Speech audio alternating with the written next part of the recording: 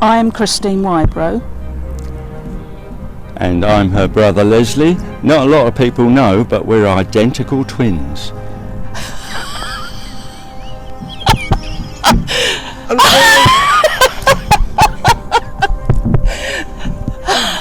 You can't. You couldn't make it up. And why, guys, why are you here today, and what are you standing in front of? Right, we're standing in front of the Napoleonic star fort that was once on Galleywood Common.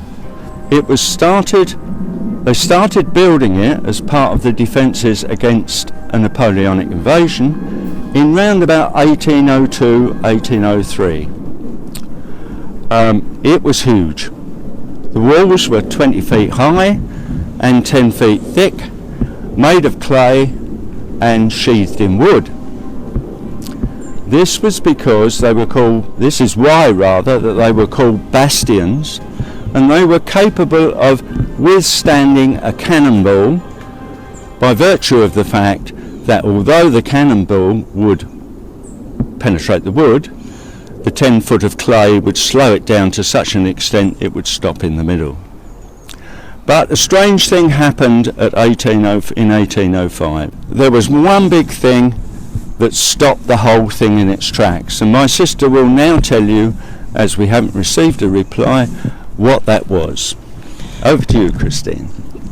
Well, 1805, as everyone knows, we have the Battle of Trafalgar, and basically invasion by Napoleonic forces would have been almost impossible at that point. We'd already given them a hiding at the Battle of the Nile in 1898, so their actual navy was a bit cut to ribbons, really. So we've got a situation where the French, who had taken a clue from the American War of Independence and thought that they'd throw off their imperial overlords, were deciding that, with Napoleon's help, they were going to rule Europe. They thought that after they'd got rid of the Dutch and everybody else, they'd have a go at England. In the early 1800s, you've got the Duke of York, who was in charge of the army at that point, suggesting that they build all these fortifications. If you want to see the actual plans, they are in the Essex Record Office, and there's lots of stuff there that's really good if you're interested in that sort of thing. A chap by the name of A.C. Wright wrote a really good article in the Essex Journal, and that's another good source. But what the impact on Galleywood and Chelmsford must have been tremendous. Galleywood only had probably only about 800 people, and they were living in very scattered farms and huts and villages and what have you. We were a hamlet, we weren't a village. And he decided that if you put a ring of defences and what have you, along with naval barges out in the estuaries to block off the access to the ports, and the Martello Towers and the earthworks here, he could protect London, which is the main focus. Obviously, if you damage, or if you can capture the main political heart of any country, it sends the rest of the organisations into a muddle. And they'd built the Martello Towers, and they had barges off ready to block in the estuaries so that the invading forces couldn't get to the major ports. So what happened was the village became invaded. The idea was that there would be at least a complement of 15,000 troops in the Chelmsford area. I don't believe that it ever reached that number, but at least 1,800 were here, and many of them were sent because they actually, like the Romans, they dug their own defences. It wasn't a case of somebody coming in and digging them for them and then the troops arrived. These were the actual troops doing the work, and many of them were the militias, and they came from all over the place. And if you go to Woodford Church Parish Records, you will see a lot of the men who are buried there. They're actual militias are actually named. The militia idea, it's almost like a feudal system. It's as the local gentry would have the horses, and they would get the men from their estates and what have you, and anyone in the surrounding villages to form a complement. It's a bit of a complicated situation, but if you were called on by your lord of the manor, you could actually pay your way out of it if you could. But if you were Joe Bloggs, obviously you were pulled in. It was a bit like in the old feudal days of the Normans, when you had a duty and you held your land only because the lord of the manor allowed you to. So if you didn't comply, you had they'd throw you off your land. This sort of semi-feudal idea even carried on into our generations, when you had the local farmers with tied cottages or the local landowner with estate cottages. You either did what he asked and were employed by him, or you lost your job. So you have an influx into the area of a lot of young men. You have also quite a few of the officers were married, and there were children involved, and they were in barracks in what is now Wood Street. Now, it was called Barrack Lane. Most of the officers were billeted on people in the town, and they hated it. Chelmsford did not like the influx of these men. Barrack Lane became a rather disreputable area, full of brothels and beer houses and fights and drunkenness and general debauchery. Just like all armies, they had their wives, but they also had camp followers. The behaviour was so extreme that they had to have extra courts in Chelmsford to deal with the problem of what was going on, basically, and local nearby neighbours with large numbers of hedges and trees, like the Mildmay estate at Molsham Hall, complained bitterly that the army, because they needed wood for their fires, cut down their laurels. And so there are incidences in the Essex paper of the time of them complaining about the military men basically trashing their estates. So you have a real mix, and of course when you get lots of young men in an area, the bastardry rate went up. If you look in the Woodford parish records and Danbury parish records and Baddow, you get this increase of children. Woodford records are even better because they contain more information. Danbury and Baddow, the parish record keeper, didn't put the interesting stuff about which militias they were in. But you can see all these people put together in temporary accommodation, and you've got a death rate going up from disease, you've got a death rate going up from women dying in childbirth, and all the sort of problems that you get without adequate sanitation, without adequate buildings, with men foraging for fuel, and the general lack of they weren't a regular army, they were a lot of young people put together because we were frightened of the French.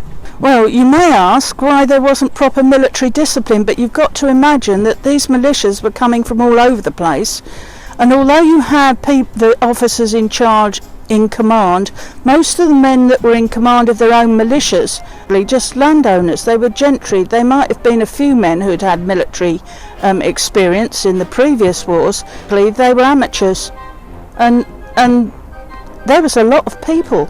And in a village like Galleywood, where you've only got perhaps 700 or 800 people, the influx of 1,800 people onto the common must have created absolute havoc. I think you have to remember, though, that the racecourse was already here. The racecourse had been in operation for a long while. Since when, Christine? Well, they reckon Charles II's time, which is in the 1660s. There was, or the basis of the village at that time, were people who were either farm labourers, or they were people who were associated with the racecourse.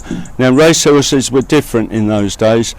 During the races, there were things like cockfighting, bear baiting, bare knuckle things. So we did have our fair proportion of miscreants. Possibly the influx of all this militia, was just what they wanted in a certain sort of way. They fell right in with it.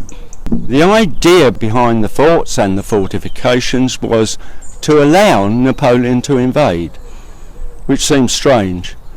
But when they got word that they were going to invade or had invaded, the government or the king would order a scorched earth policy right the way from the coast to Galleywood, destroying everything, crops, grain, everything. They'd move the population, some into the fort and some into Chelmsford, to create havoc, because that would mean Napoleon's army, who were used to living off the land, would have nothing to feed on.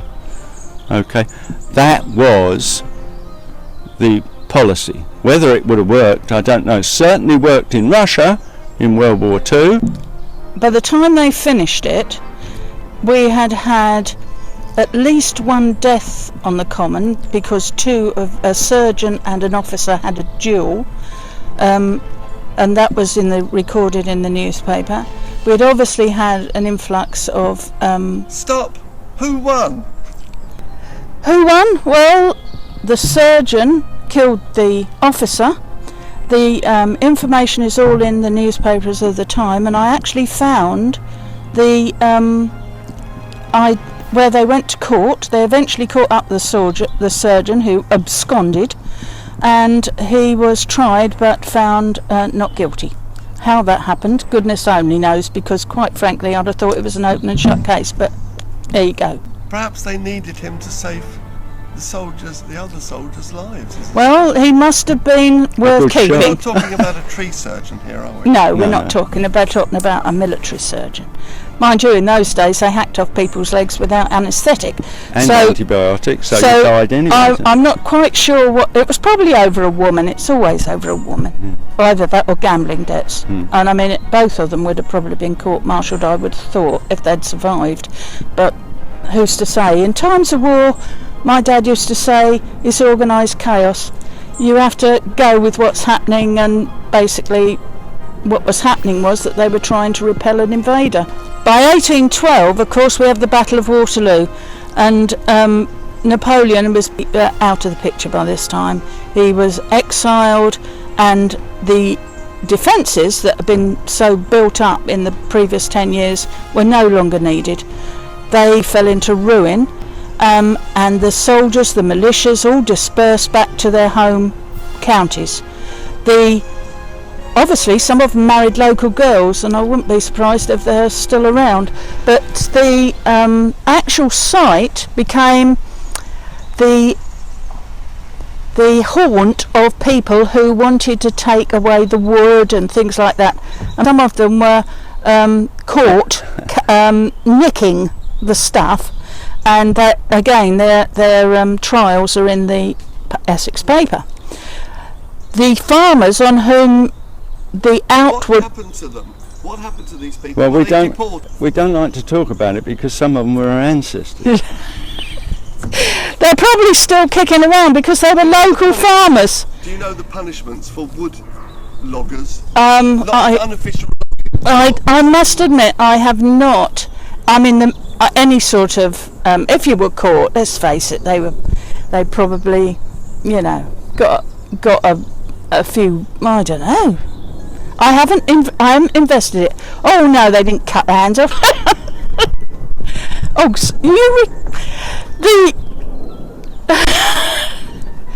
Anyway, the farmers, in which there were batteries built, like at Beerman's farm and Canon Lay's farm, and a bit of land at the back of what is now Chaplin Close, they wanted to reclaim their land, so they levelled it as quickly as possible, and probably took the wood at that point. I don't think that the military were particularly worried about it. Obviously there were probably some people left behind to deal with the sale of any military stuff that was left over. The town heaved a sigh of relief and waved them goodbye. The patriotism, as we all know, is very short-lived. What's left is battery on the 1834 Titherward. You've still got the fields known as Battery Fields. That's right. You've got Watchhouse Road. That's right.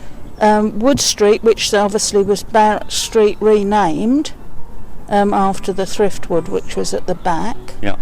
You've got a remains of a star fort on one of the greens at Woodford Golf Course. That's right. You've got this. Everything else is gone. Part of the defences, though, were the trenches were in the little coppice opposite Rose's shop, and still are. Oh right, yes, yeah. The other things that were there when we were children was the southern battery on the other side of London Hill. On the other side of Margaret Road. Yeah. And also the eastern battery until it fell into the brickworks. Oh right. Okay, and that's what remained.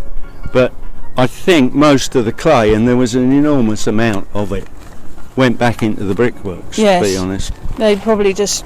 Yeah, because the brickworks have been there perhaps since Roman times. Well, we certainly know they go back into the early 1600s. Yeah. The remains that are left that you can actually see on the common are rather covered in bracken, but they did do an archaeological survey at one point. I can't remember, I think it might have been in the 1980s, to see of what remained, and basically very little is the answer. I mean, the actual sides have fallen in, so the ditches and the are not as high, anywhere near as deep. Years and years of kids riding their bikes all over it, and general. Mind you, did keep it quite clear, because yes, it did in those days. It stopped the trees and the gorse that we got here filling it now actually getting whole. So most of these were pure clay when we were children. The only thing is now the defence is over there because of the ingress of holly and laurel. I can't show people because in the middle of there, you know, you can't, which is designated by the council as open woodland but not kept as such. So well, there you we go. can't get in there. It's impenetrable now. But like a jungle. it does seem rather strange. Whereas as a child, I didn't really realise that Galleywood, which was a small hamlet even in the 1950s, played a essential part not only in national events but in international events.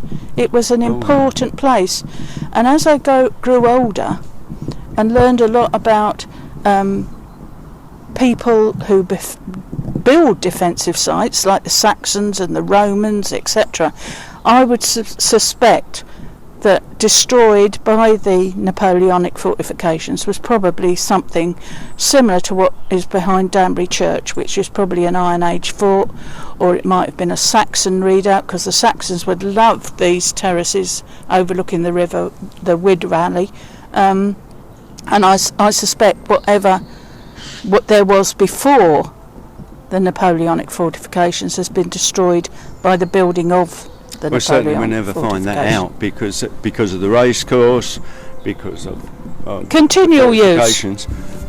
Whatever archaeology there is now buried. But certainly we know round the outskirts of the hill on the lower road there are definite signs of prehistoric, Bronze Age and Roman settlement. Right. And also, actually, if you think about it, they found quite a lot of musket balls and things like that.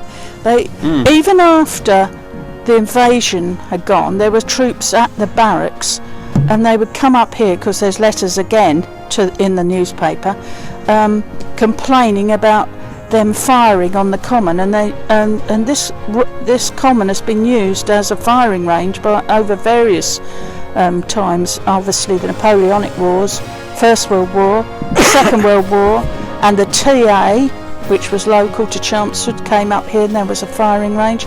So, First World War and Second World War, there were troops under canvas here. Yeah.